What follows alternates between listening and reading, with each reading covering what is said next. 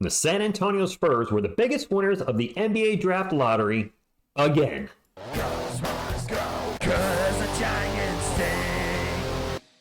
What is up, San Antonio Spurs fans? Welcome to TSR Sports. Came across this article by USA Today talking about how last night we were the biggest winners of the 2024 NBA draft lottery. Let's get into the article without further ado. For the second year in a row, the San Antonio Spurs were the biggest winners of the NBA draft lottery. While the Hawks and not the Pistons shockingly won the lottery this year, I'm going to take a timeout. This Hawks team getting the first overall pick changes everything. We now have no idea what the Atlanta Hawks are going to do. Granted, we didn't before. It looked like they're going to try to move on from Trae Young or DeJounte Murray, but now are they going to try to win? Are they still going to blow it up? Can the Spurs pull some kind of trade with the Hawks again and trade their fourth pick and one of Atlanta's upcoming picks for pick number one? Who the heck knows, but it's an exciting time for Spurs fans and I suppose for Hawks fans alike. Anyway, San Antonio came away from the lottery with the best possible outcome. After the lotto, the Spurs will officially have picks 4 and 8. Maybe not necessarily the best possible outcome, but a darn good one for sure, Spurs fans. Here's what Spurs general manager Brian Wright said after the result. 2 lottery picks give us a great opportunity to add 2 young players to our young core or also see what else is out there. Like we do with everything, we will evaluate all options. The Spurs will have an opportunity to potentially combine their picks to either move up in the 2024 NBA draft, which I just mentioned, or trade out of it entirely to try to land a win-now player to play alongside Victor Wembanyama. It's going to be a crazy offseason, Spurs fans. Plus, without getting the number 1 pick again this year, they can have 2 slightly cheaper options on rookie scale contracts rather than paying a higher rate on their salaries. So in that essence, it is a win-win.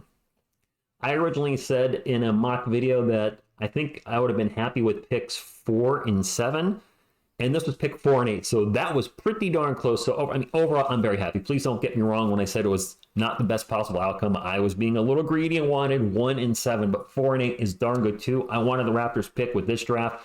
A lot of folks forget that the Spurs have a ton of first-round picks next year. They have their own pick, the Hawks unprotected pick, and the Bulls top 8 or top 10 protected pick. So having an additional first-round pick next year, that I'm glad the Spurs got it now. Not then, now. Anyway, we don't know what the Spurs will decide, but perhaps they find their point guard of the future because of this lottery.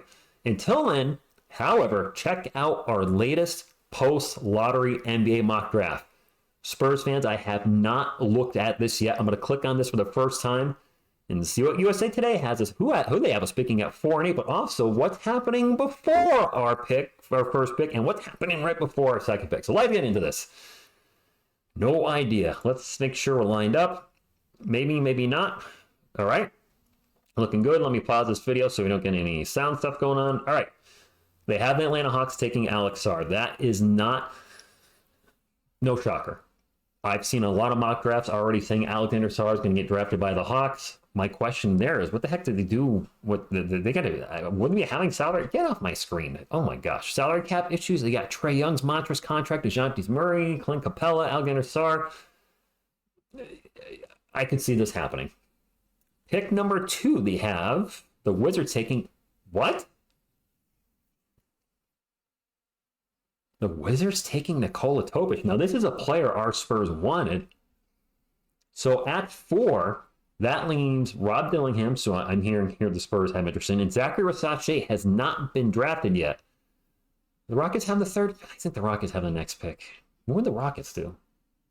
I feel like you're going to take Versace. Reed Shepherd? Now, granted, I don't know every one of these teams top to bottom. It's got to be Zachary Versace then in this mock draft, right? I can't see this going any other way but Versace at the 4. We need an upgrade over Champagnie. He's a big wing. He can shoot threes. Yes, I know he struggled at the end of the season. It's got to be Zachary Versace at the 4th pick. Okay. Obviously, this is just a mock draft.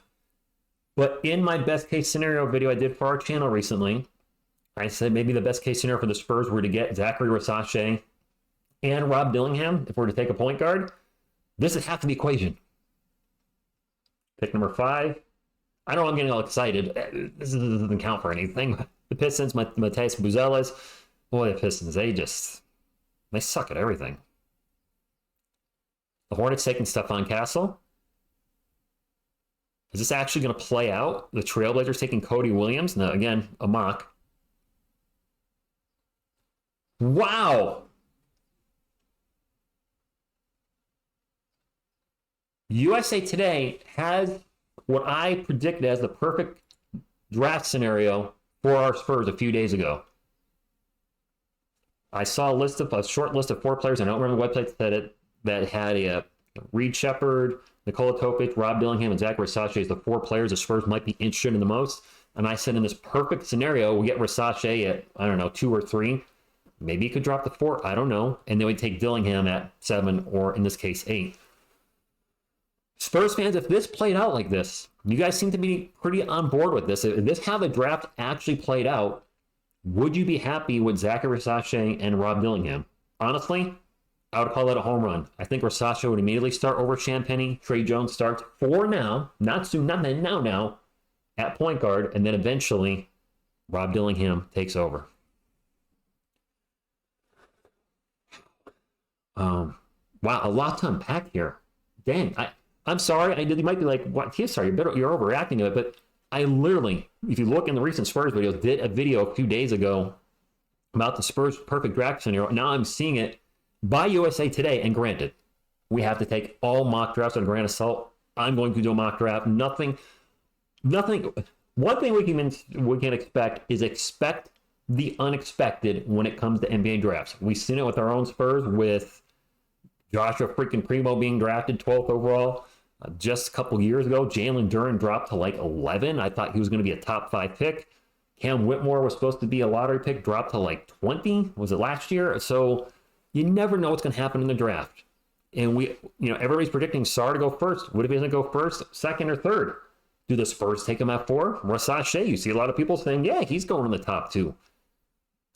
Team needs best player available. Which way do you go when you're drafting? I don't know. All I do know, Spurs fans, is there's going to be a million rumors between today and June 26th when the NBA draft happens about the Spurs maybe trading up, trading this, trading for who, and I have a feeling the Atlanta Hawks are once again going to be in a lot of those rumors. Hey, if you made it this far and you haven't done so already, drop a comment down below. Would this be the perfect draft? Dillingham and Versace?